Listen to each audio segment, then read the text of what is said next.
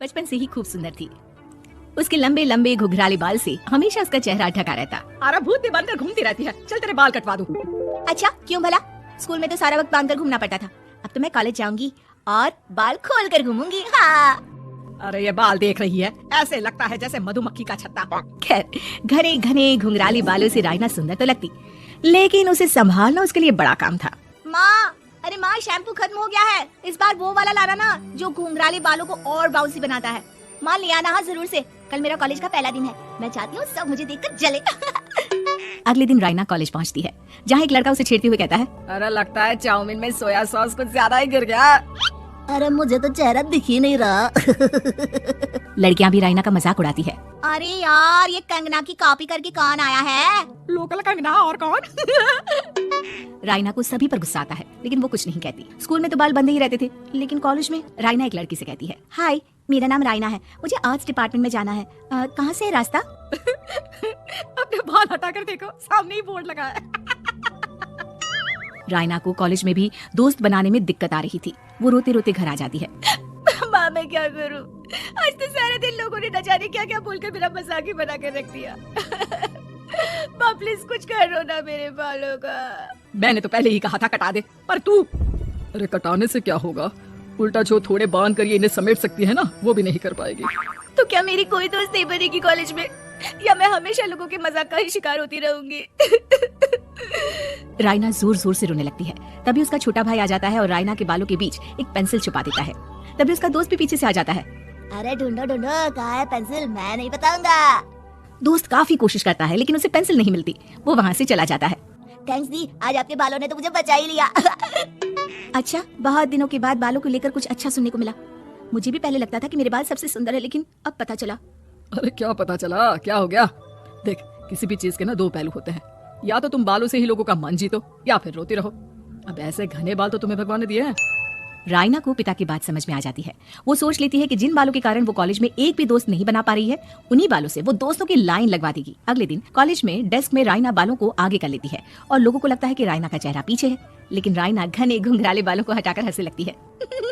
देखा मेरे बालों का कमाल, इससे मेरा चेहरा भी नहीं दिखता और मैं चलती क्लास में सो भी सकती हूँ।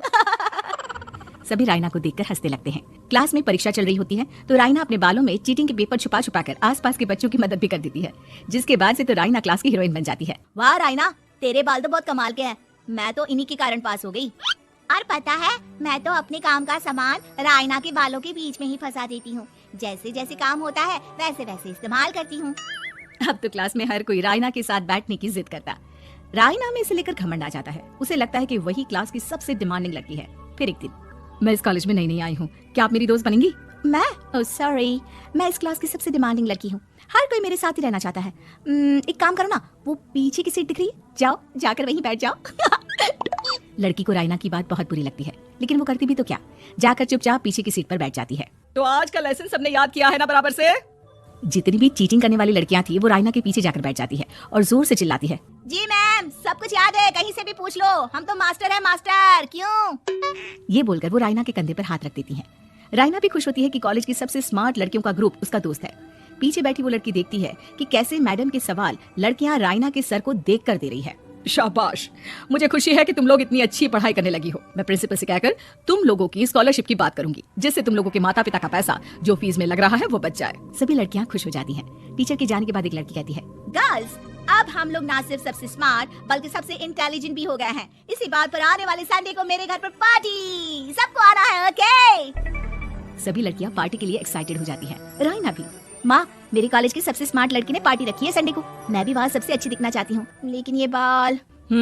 घुंघराले बालों का तो कर भी क्या सकती है। तभी उन लोगों की नजर पार्लर के एक इश्तिहार पर पड़ती है, जो 3000 रुपए में बाल स्ट्रेट कर रहा था। माँ, मुझे पैसे देना, मैं बाल सीधे करवा कर आती हूँ, संडे को पार्टी में सबसे अच्छी लगूंगी। बस फिर क्या था, अपने घुंघराले बालों को रायना पार्लर जाकर स्ट्रेट यानी कि सीधा करवा लेती है।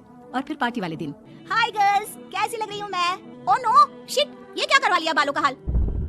और जिसके घर पार्टी थी वो लड़की, अरे ये क्या करवा लिया? तुम्हें मालूम नहीं है, जिस बालों में चीटिंग रखकर हम लोग टीचर के अगर इंप्रेशन जमाते थे, उन बालों को तुमने। अरे हमें तो स्कॉलरशिप भी मिलने वाला था, अब तुमने बाल सीधे करवा लिए, अब तुम हम लोगों के लिए किसी काम की नहीं हो। अरे लेकिन हम दोस्त तो है ना, क्या मैं अच्छी नहीं लग रही हूँ? हमें तेरे अच्छे और बुरे लगने की कोई जरूरत नहीं है, हम लोगों को तेरे बालों से फायदा था, अब वो नहीं है तो हम तेरे दोस्त भी नहीं है। जा जाकर बाल वापस घुंघराले करके आ, तभी तुम लोगों की दोस्त बन सकती है। रायना रोते रोते घर आती है और माँ को सारी बात बता देती है। माँ ला पैसे दे, मैं बाजार जाकर बाल ठीक करा के आती हूँ। लेकिन माँ मुझे ये बाल बहुत अच्छे लग रहे हैं, काश ये बाल मैं पहले ही सीधे करवा लेती। देख बेटा, पैसे तो मैं तुझे दे दूं, लेकिन वैसे बाल करके तू फिर ऐसे दोस्त बनाएगी जो तेरे साथ मतलब के लिए जुड़े हैं। लेकिन इन बालों में तू ऐसे दोस्त बनाएगी जो तेरे साथ जीवन भर का साथ निभाएंगे। रायना को माँ की बात समझ में आ जाती।